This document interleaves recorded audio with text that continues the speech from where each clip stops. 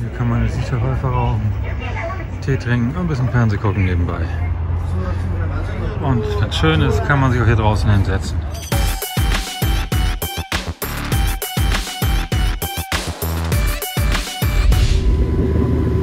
Früher Morgen, Tag 9.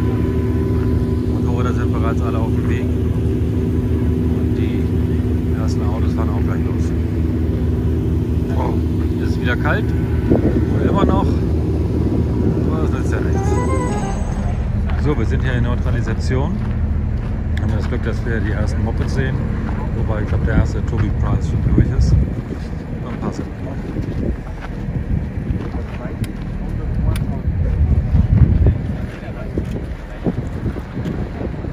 Kurze Pause, kurzes Luft holen, bevor es gleich weitergeht. Die Jungs haben jetzt ungefähr 170 Kilometer hinter sich und haben gleich nochmal 220 Kilometer zu fahren. Von mir lang, Wahnsinn wegfahren. Jetzt haben es noch 20 Kilometer. Immer dann, wenn die Serviceroute sich kreuzt bzw. die Rennroute trifft, dann ist auch Service erlaubt. Aber nur dann. Wenn jetzt die Motorräder 2 Kilometer parallel unterwegs wären, dann wäre kein Service erlaubt.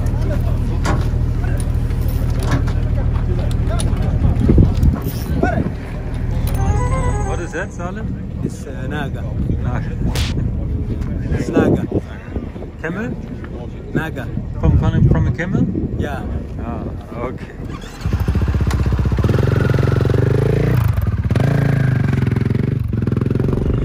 Hier auf dem GPS sieht man, dass jetzt der Tobi für die Neutralisation noch 47 Minuten und 51 Sekunden Zeit hat. Dann muss er beim Restart sein. Sein Restart wird demnach um 11 Uhr, nee, um 11:41 Uhr sein, schätze ich. Kann man auch sehen, der Tobi ist bei Kilometer 165,5. Beim Kilometer 166,0 muss er links abbiegen. Und bei Kilometer 184,8 gibt es Sprit. Auf dem nächsten Bild, das wird dann bei 185,4 sein gezeigt. Also man merkt dem Tobi schon an, dass er noch nicht wieder der Alte ist. Der Unfall von Paulo hat ihn gewaltig mitgenommen. Ja, bestimmt nicht einfach für die Jungs heute Rennen zu fahren, vor allem für die Jungs, die dem Paulo so nahe standen. Hier kommt jetzt der Short rein. Die Jungs ganz entspannt hier in der Neutralisation.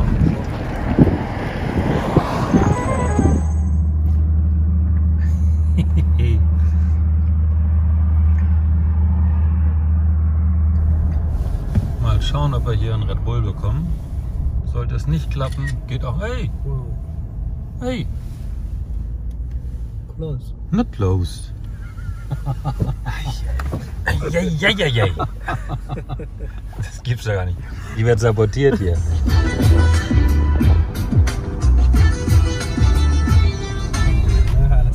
Arriving at the Biberkopf stage. No. In the middle of nowhere. Beginning of empty quarter.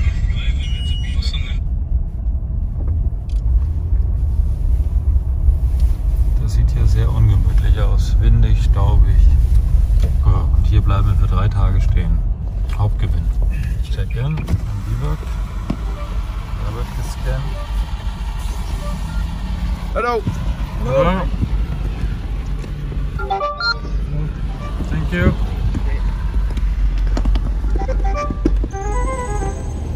Hier werfen wir im Biberk nochmal einen Blick auf die Motorräder. Bei KTM ist man dabei, einen planmäßigen Service zu machen. Sieht alles hier sehr gut aus. Die Jungs haben keinen Stress. Also scheinbar keine unerwarteten Probleme. Bisschen mehr Aufwand hier bei Leia. Ist die Gabel raus. Vermutlich undicht geworden oder sie hat Probleme mit dem Setup. Mal gucken, wie es bei Husky aussieht. Hier bei Husqvarna wird das schon ein bisschen mehr zerlegt.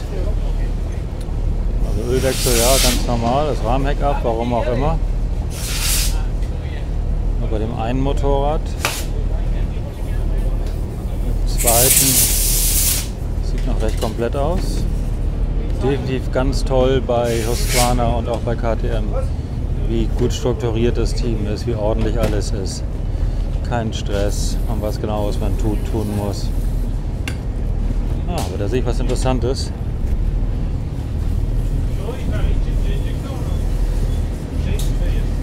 Wir speichen mal eben ein Rad aus. Auf die Art und Weise ist natürlich schnell getan. Es würde mich mal interessieren, warum.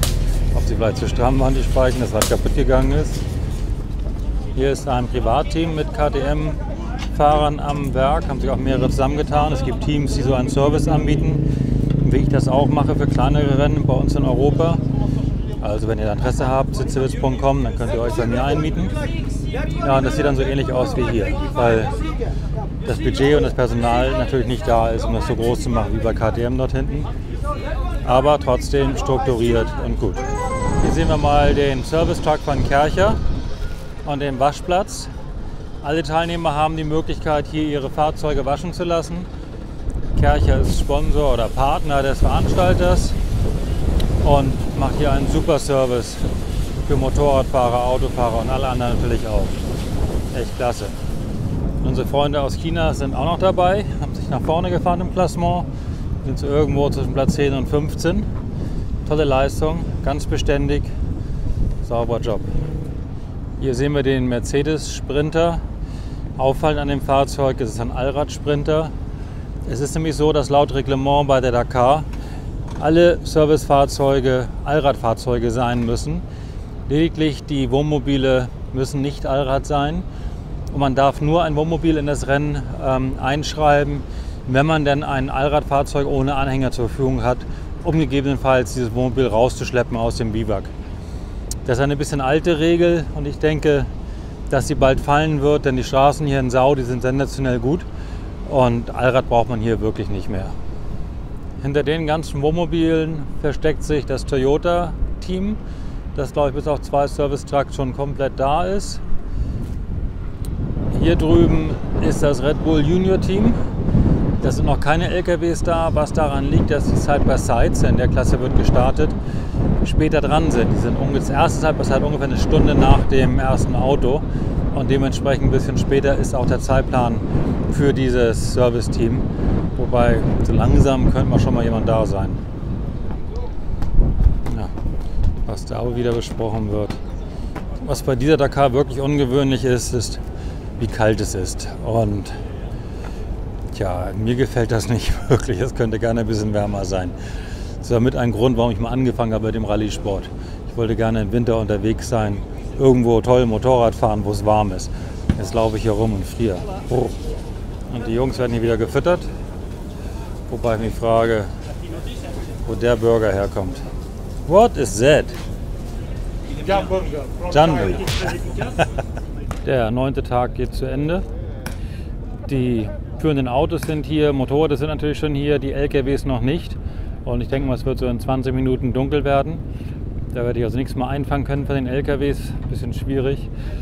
Heute gab es nicht ganz so viel Aufregung bei dem Motorradfahren, eigentlich nichts Sensationelles. War ein ruhiges Rennen heute. Bei den Autos war es extrem spannend zwischen den 3 Führenden im Gesamtklassement. Und Carlos ist einmal falsch gefahren, hat dadurch viel Zeit verloren, hat dann wirklich gepusht wie verrückt, um wieder aufzuholen. Ist jetzt in der Gesamtwertung vorne mit 24 Sekunden vor Nasser Al-Attiyah, der auch mit Sicherheit also alles gegeben hat, was geht mit dem Toyota. Dritter ist Stefan Peter Hansel, der dann nochmal 6 Minuten dahinter ist und auf Platz 4 nach wie vor Yazid. Morgen die 10. Etappe geht dann ins Empty Quarter. Das heißt rüber Richtung Abu Dhabi, Dünen satt. Knappe 50% der Strecke morgen werden Dünen sein. Die Streckenlänge ist, glaube ich, über 400 Kilometer Sonderprüfung. Die geben sogar über 500 an, aber ein Teil davon ist Neutralisation auf Asphalt. Also tatsächlich Offroad ca. 420 Kilometer auf Zeit mit diesen extrem vielen Dünen. Dann Marathontag, das heißt morgen Abend sind keine Mechaniker da. Wir bleiben alle hier. Die Jungs sind alleine auf sich gestellt in einem Biwak nahe der Grenze zu Abu Dhabi. Es dürfen sich die Teilnehmer, die noch im Rennen sind, untereinander helfen. Und das wird dann morgen auch der Fall sein, dass die Autos zum Beispiel, die halt keine Siegchancen mehr haben, sich mehr um die Fahrzeuge der Sieganwärter kümmern werden. Und dann haben alle Teams, wie schon mal erzählt, einen Renn-LKW in der Wertung oder 2. Und auf diesem LKW sind dann auch Mechaniker, die sich dann um die Autos kümmern werden. Aber natürlich haben die weder die Zeit noch die Mittel, einen Service zu machen wie hier im richtigen Camp. Das heißt, die Fahrer, die müssen morgen, weil die ersten 3, die müssen pushen und trotzdem unbedingt das Auto heile lassen. Genauso die Motorräder, die werden alles geben und trotzdem dürfen sie nichts kaputt fahren, weil nichts da ist, kein Material da ist, um zu reparieren und man sonst ein Problem hat am 2. Tag der Marathon-Etappe. Wie gestern schon angekündigt, werde ich morgen dann hier nochmal durchs Biwak durchlaufen und schauen, ob ich was Interessantes finde, was ich euch berichten kann. Und ich werde mir Zeit nehmen für ein paar Fragen, die ihr gestellt habt. Ich habe heute schon mal rübergeschaut, es sind ein paar interessante Sachen dabei, da freue ich mich schon drauf. Ich hoffe, ihr auch. Schaltet morgen wieder rein. Weberwerke YouTube-Channel. Schaut mal vorbei auf meiner Website, würde ich mich auch freuen, sitzewitz.com. Ansonsten bis morgen, schönen Abend noch.